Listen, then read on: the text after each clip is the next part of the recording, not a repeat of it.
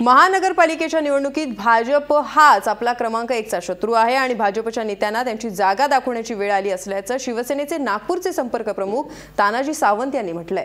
नागपुरात शिवसेनेचा मेळावा आयोजित करण्यात आला होता।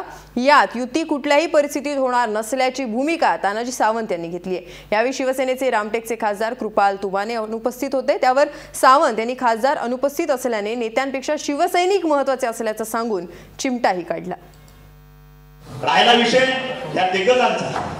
आज भाजप या ठिकाणी आपल्या समोरचा 1 नंबरचा शत्रू मागायच आपल्या प्रकाशने डिक्लेअर केला। आमचा 1 नंबरचा शत्रू कोण असेल? जसं आपण घरातलं घर असतं, घर एका वाटण्यात झाल्यासारखे भाऊ त्यावेळी अडवैरी होतात, त्या पद्धतीने आम्हाला आतापर्यंत जे काही अपमानित केलेलं आहे, आम्हाला जे अपमानाची वागणूक दिलेली आहे, आमचा जो विश्वासघात केलेला आहे, आमच्या पाठी जो खंजीर ह्याने उपसलेला आहे, त्याची बदला घेण्याची वेळ आज ह्या ठिकाणी आहे।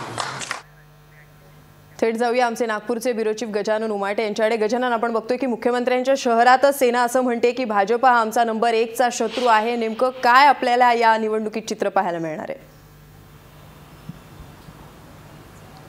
नक्कीच नागपुरात तरी युती होणार नाही, दोन्ही पक्षाची अशी चिन्ह आहे। कारण की घोषणा केलेली आहे स्वबळावर लढण्याची शिवसेनेने। काल जे शक्ती प्रदर्शन झालं, ॲक्च्युअली तो कार्यकर्ता मेळावा नव्हता, शक्ती प्रदर्शन होतं शिवसेनेचं, आणि त्यात त्यांनी सांगितलेलं आहे की भाजपच आमचा शत्रू नंबर 1 चा आहे आणि आम्हाला बदला घ्यायचा आहे। जो अपमान गेल्या 2.5 वर्ष सत्तेत शिवसेनेच्या मंत्र्यांना, शिवसेनेच्या कार्यकर्त्यांना, शिवसैनिकांना चा अपमान झालेला आहे, तो बदला घेण्याची वेळ आहे।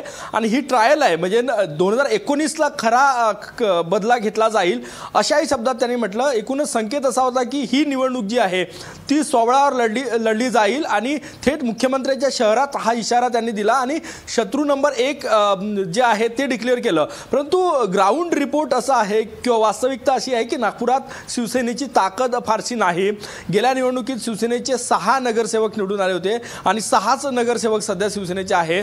त्यामुळे भाजप शत्रू नंबर 1 आहे, परंतु त्या भाजपचं किती नुकसान शिवसेना करणार हे आता तरी सांगता येत नाही। ते नुकसान केले तरी फार कमी असेल, कारण की सध्याची परिस्थिती अशी आहे। परंतु इशारा दिलेला आहे आणि कदाचित ब्लॅकमेल करण्याचं हे असू शकतं मुंबईत युती करण्यासाठी, किंवा त्यांचा उद्देश असा आहे शिवसैनिकांचा किंवा तानाजी सावंत यांचा की घराघरात शिवसेना पोहोचायला पाहिजे। शिवसेनेचं जे निवडणूक चिन्ह आहे धनुष्यबाण, ते घराघरात पोहोचायला पाहिजे, जेणेकरून आता तयारी होईल आणि ही तयारी 2019च्या विधानसभा आणि लोकसभा निवडणुकीसाठी कामात येईल, त्याची ही तयारी असावी। त्याच दृष्टिकोनातून कालचं जे शक्ती प्रदर्शन झालं आणि त्यात त्यांनी स्पष्ट केलेलं आहे की आमचा शत्रू नंबर 1 जो आहे तो भाजप आहे आणि आम्हाला जे अपमानित करण्यात आलं, विश्वासघात केला, त्याचा बदला घेण्याची ही वेळ आहे। त्यामुळे शिवसैनिकांनी त्या पद्धतीने काम करावं। निश्चितपणे सध्या तरी नागपुरात आपल्याला हेच चित्र पाहायला मिळते की भाजपशी युती करणार नाही।